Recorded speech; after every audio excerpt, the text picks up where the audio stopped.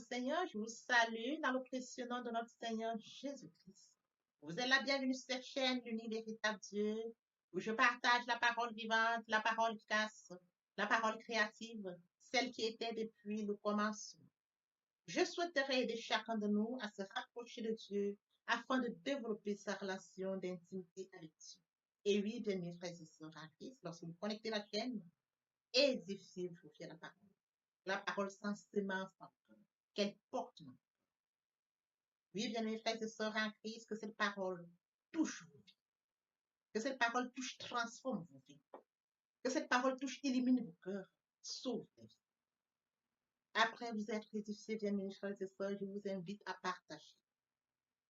Oui, bien mes frères et sœurs en Christ, Jésus-Christ, quand il était sur terre, partage la parole. Il partait d'un point à l'autre. De nos jours, bien mes frères et sœurs en Christ, via les réseaux sociaux, nous n'avons pas besoin de nous déplacer, mais nous pouvons utiliser ce moyen pour partager la parole, toucher plusieurs aux esprits. Bien-aimés frères et sœurs en Christ, via votre canal, en partageant la parole de Dieu, vous allez toucher et transformer les vies. Via votre canal, en partageant la parole de Dieu, vous allez toucher et transformer les vies. Via votre canal, en partageant la parole de Dieu, vous allez toucher, illuminer les cœurs, sauver les vies. Voyez-vous, bien mes frères et sœurs en Christ, de la sorte, il n'y aurait pas seulement plus de joie pour un seul pécheur. Nous allons inonder le ciel de joie et encore de joie. Je vous invite bien évidemment à vous abonner. À vous abonner vous permettra, bien mes frères et sœurs en Christ, de vous édifier via les enseignements que vous allez recevoir. Vous abonner vous permettra également de grandir spirituellement. Vous abonner vous permettra, bien mes frères et sœurs en Christ, garder une relation d'intimité. Il est écrit dans la parole de Dieu, si vous m'aimez, gardez mes commandements. Et les commandements de Dieu ne sont pas pénibles. Les commandements de Dieu ne sont pas infâmes. Dieu nous a aimés avant que nous soyons conçus. Il est écrit dans la parole de Dieu, Maître, quel est le plus grand commandement? Aimeras l'Éternel, ton Dieu, de tout ton cœur, de toute ton âme, de toute ta pensée. C'est le premier, c'est le plus grand commandement. Et voici le second qui lui est semblable. Tu aimeras ton prochain comme toi-même. Et mon Dieu, et mon Dieu, et mon Dieu. Le Saint-Esprit est là. Oui, le Saint-Esprit est là. La nuit a disparu et Dieu donne le salut. Et sur le monde entier, le grand jour s'est levé. Le Saint-Esprit est là.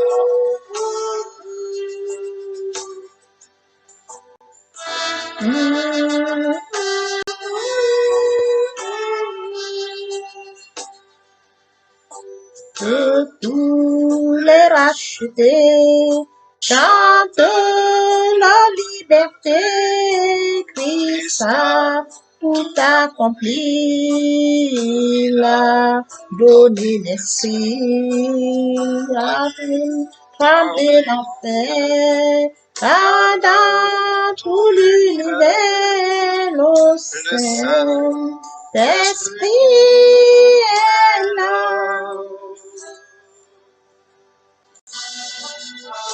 Le Saint-Esprit est là. Le Saint-Esprit est là. La nuit a disparu et Dieu donne le salut. Et sur le monde entier, le grand jour s'est levé. Le Saint-Esprit est là.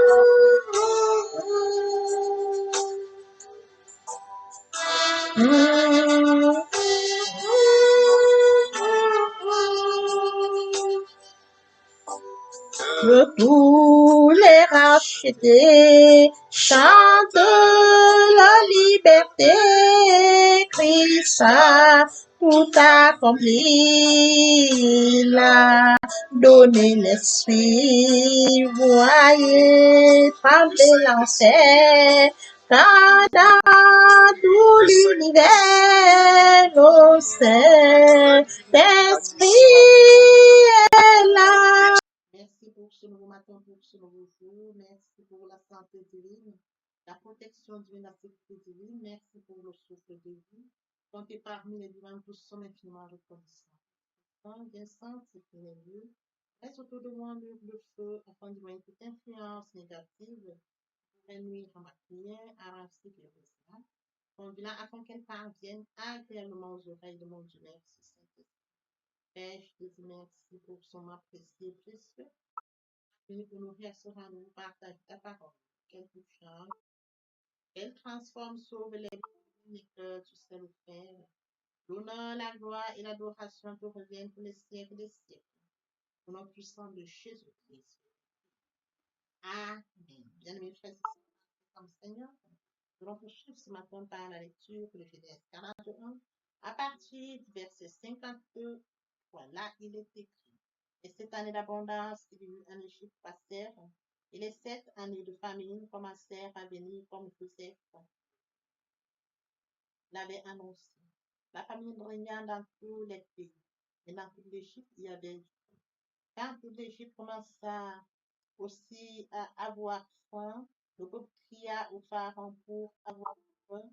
Le Pharaon dit à tous les Égyptiens, allez vers Joseph et faites ce qu'il vous dit. La famine régnait sur tout le pays. Joseph ouvrit tous les centres d'approvisionnement et vendit du blé aux Égyptiens. Car la famine était forte en Égypte.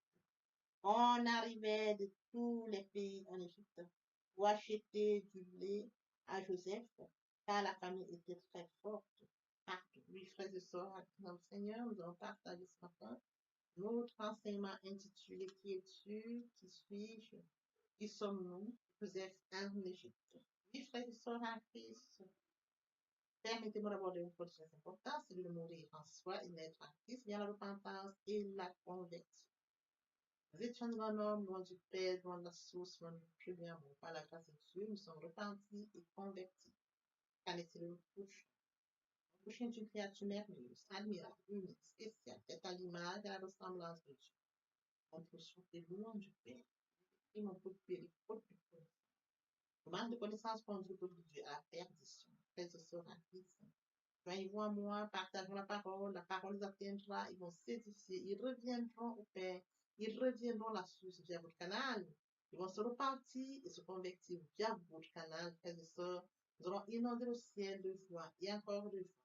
Je consacre la deuxième partie de mon enseignement à cela, où j'apporte plus de détails.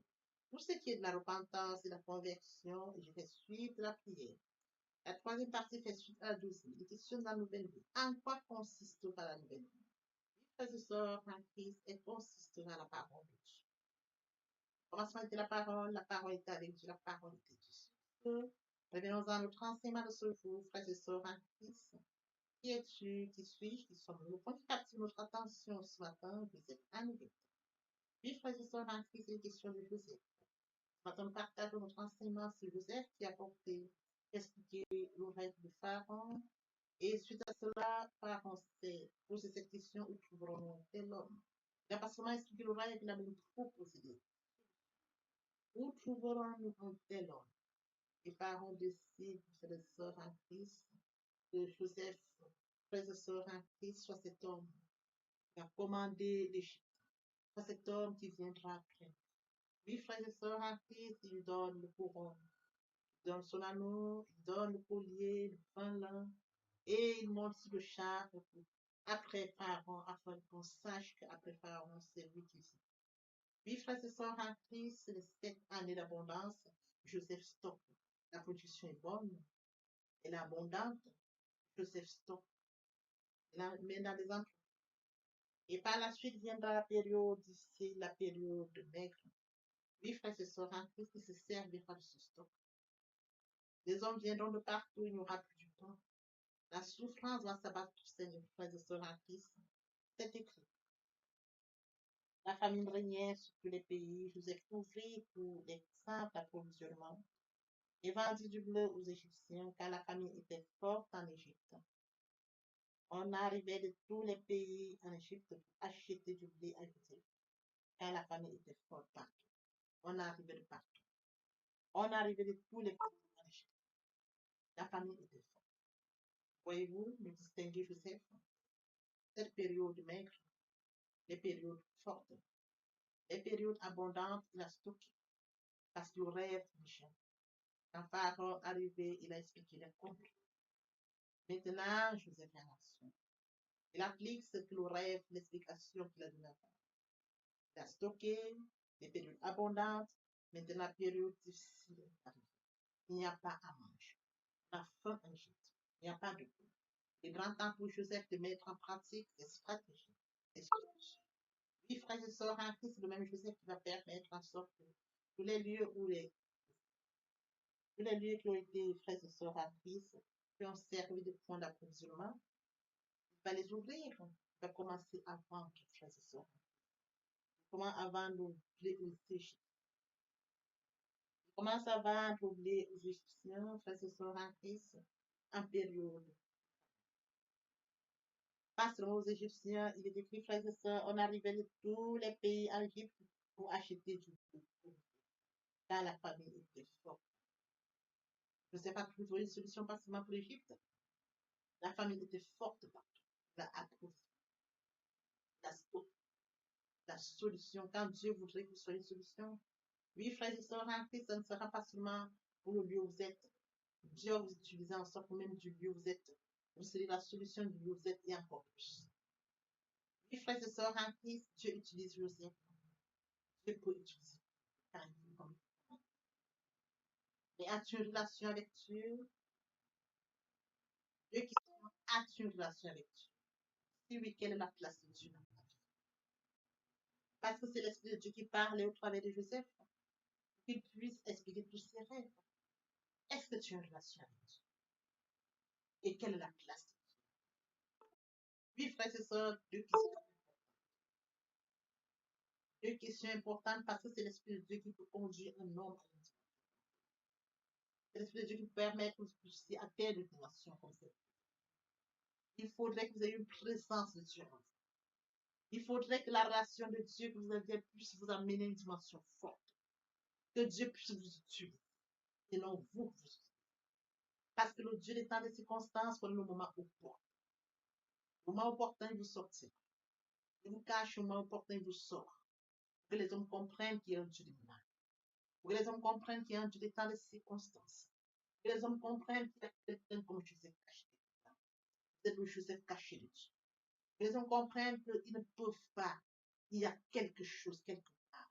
Il y a un homme quelque part que Dieu doit aider. Que les hommes comprennent la présence de Dieu dans vous. Que les hommes comprennent que l'Esprit Saint est en vous.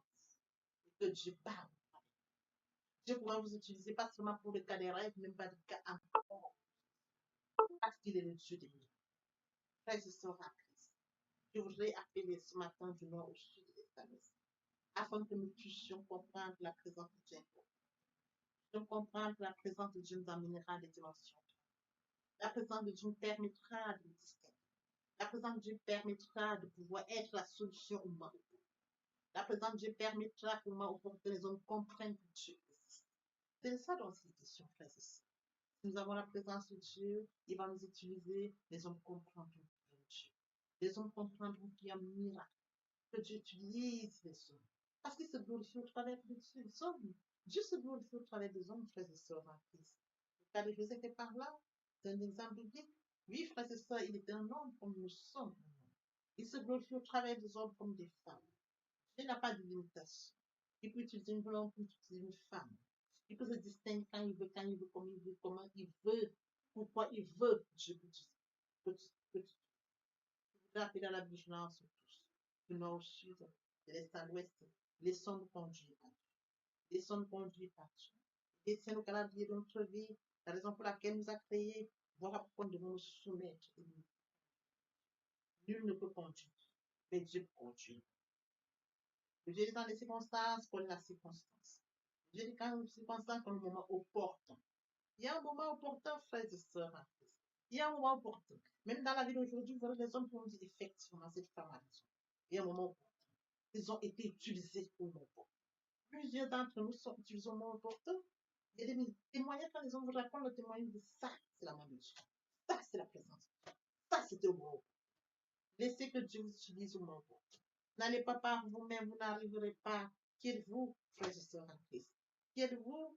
Vous ne tiendrez pas. Laissez que Dieu vous excelle. Laissez que Dieu se glorifie au travers de vous. Laissez que Dieu vous amène au-delà de vos espérances. Il sait le faire. Il peut le faire. Il peut encore le faire. Ah, je t'aime. Papa, je t'aime. Oh, papa, je t'aime. Tu es mon papa. Papa, je t'aime. Papa, je t'aime. Oh, papa, je t'aime. C'est le moment de nous poursuivre les deuxième et troisième partie de notre enseignement.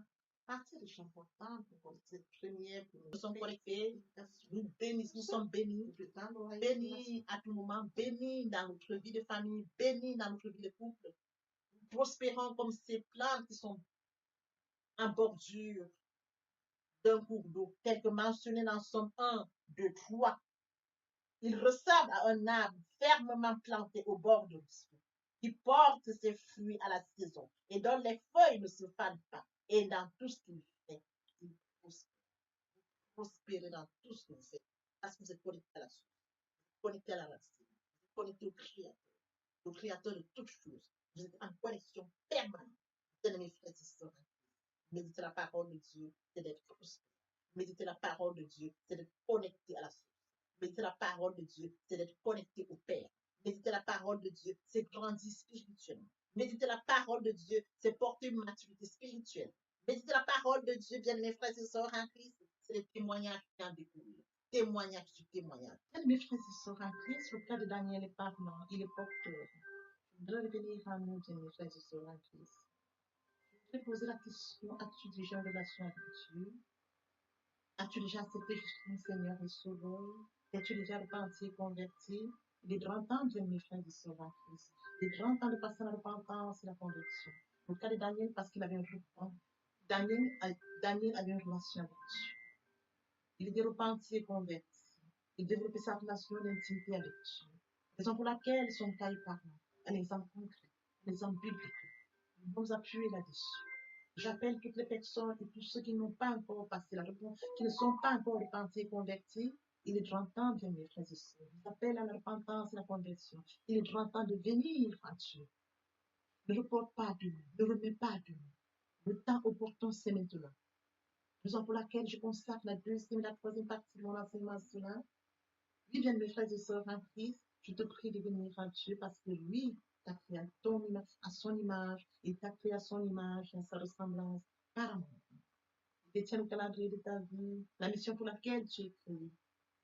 Comment devrais-tu vivre dans ce monde loin de Dieu, loin de ta mission, heureux dans la nature, alors que Dieu détient tout de toi?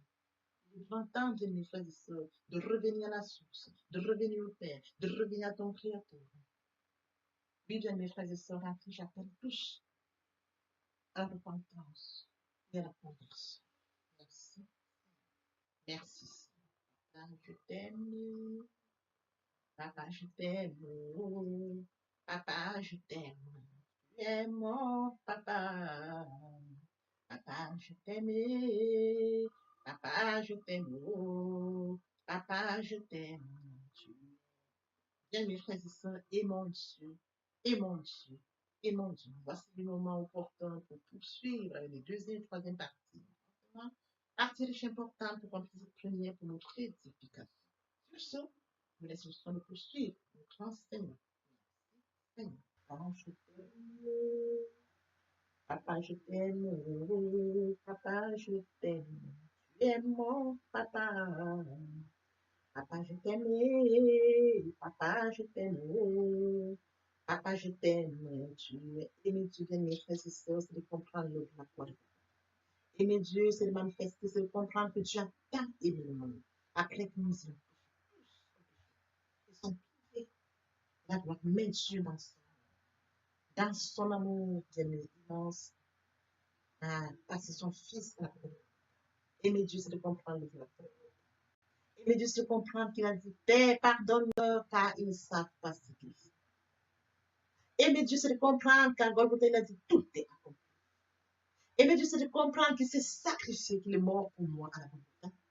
Aimer Dieu, c'est de comprendre que l'œuvre de la croix ne sera pas vaine. Aimer Dieu, bien mes frères et sœurs, c'est pardonner à mon prochain.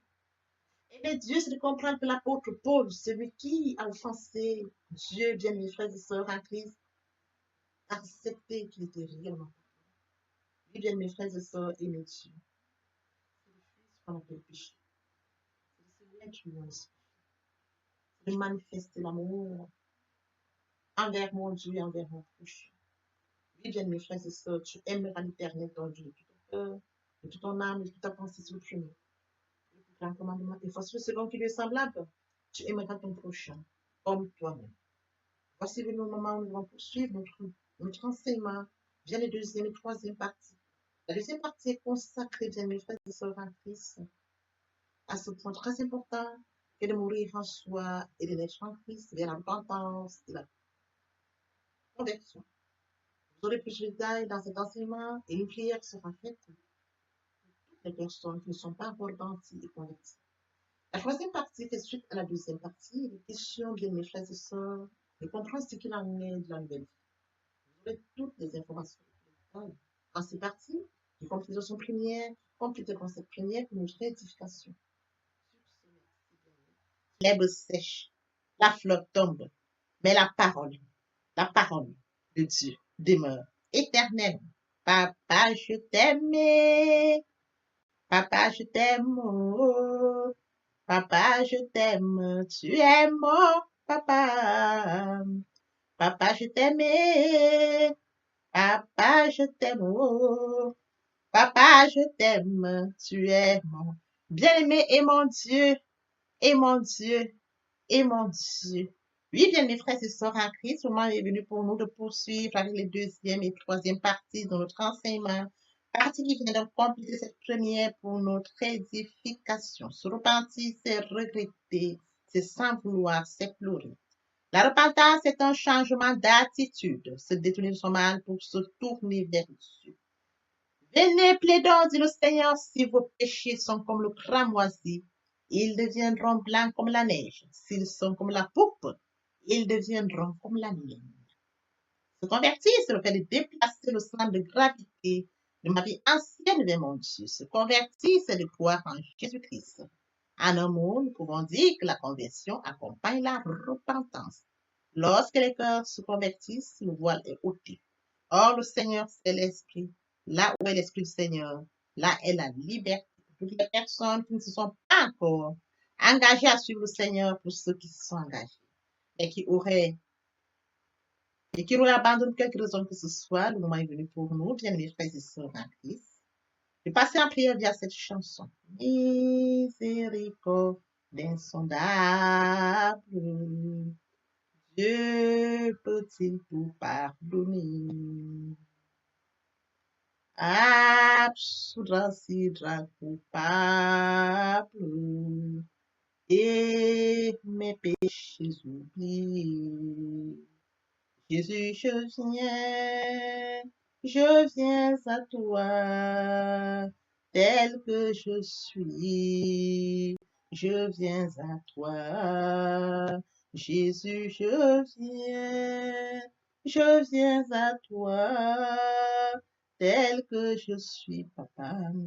Ah, répétez après moi la prière, Seigneur Jésus. Je m'engage à te suivre tes souffles. Je sais que tu es mort sur la croix de Golgotha. Le troisième jour, tu es ressuscité afin que je sois justifié. Merci, Père, pour l'œuvre de la croix. Merci pour l'amour que tu as manifesté au travers de ton Fils. Merci, Seigneur, pour le salut de mon âme. Merci pour avoir sauvé mon âme. Amen. Notre Père Céleste, merci pour les âmes précieuses. Merci pour l'engagement que tu leur donnes. Mon Dieu, mon roi, je te prie de veiller, de conduire, afin qu'ils y restent. Dieu qui sait faire, qui peut faire, je laisse entre tes mains. L'honneur, la gloire, l'adoration te reviennent pour les siècles des siècles. Au nom puissant de Jésus-Christ, je t'ai prié. Amen. Oui, bien, mes frères et sœurs en Christ dans le Seigneur, après s'être sincèrement repenti et converti, il faut y rester, il faut y demeurer. Comment le faire? Premièrement, invoquer le Saint-Esprit. L'Esprit Saint prendra contrôle durant la méditation. Poursuivra la lecture du verset ou du texte qui servira d'appui durant la méditation. Matthieu 4, 4, l'homme ne vivra pas seulement de pain, mais de toute parole qui sort de la bouche de l'Éternel. Méditer la parole, c'est l'approfondir, c'est la mûrir, c'est aller en réflexion profonde. Ce livre de la loi ne s'éloigne point de toi, médite-le jour et nuit. Et oui, bien, mes frères et sœurs en Christ, après avoir médité la parole, nous devons recevoir la parole. Recevoir la parole via la foi. La foi est une ferme assurance des choses qu'on espère, une démonstration de celles qu'on ne voit pas. La foi vient de ce qu'on entend. Ce qu'on entend vient de la parole de Dieu, de par conséquent. La foi vient de la parole de Dieu. Recevoir la parole via l'obéissance. L'obéissance veut mieux que le sacrifice. Et l'observation de sa parole vaut mieux que la rébellion. Après cela, bien aimé, il faut mettre en pratique la parole. On donne tout ce qu'on reçoit. Et oui, bien mes frères et sœurs en Christ, lorsqu'on plante une graine, on s'attend à la récolter. Et oui, bien mes frères et sœurs en Christ, lorsque nous plantons, nous attendons une récolte. En louange la parole, l'adoration la parole. Et oui, bien mes frères et sœurs en Christ, en louange la parole, à l'adoration la parole, en jeûne et prière la parole, déclarer la parole au moment opportun. Nous observons toutes ces étapes, nous devons grandir spirituellement en gardant une relation d'intimité avec Dieu.